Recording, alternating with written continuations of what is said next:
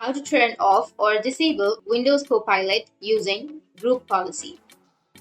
So a quick reminder, the group policy editor is only accessible in the Pro Enterprise and Education editions of Windows 11. So the first step is to open the group policy editor. You need to press the Windows and R keys together, or you can also go for the Windows, right click on it, and then you need to go for run and open up your run.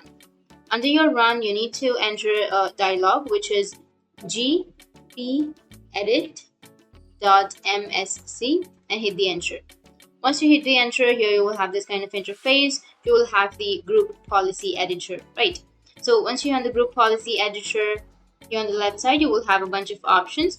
You just need to go for the user configuration, and under user configuration, you need to go for the last, which is administrative templates.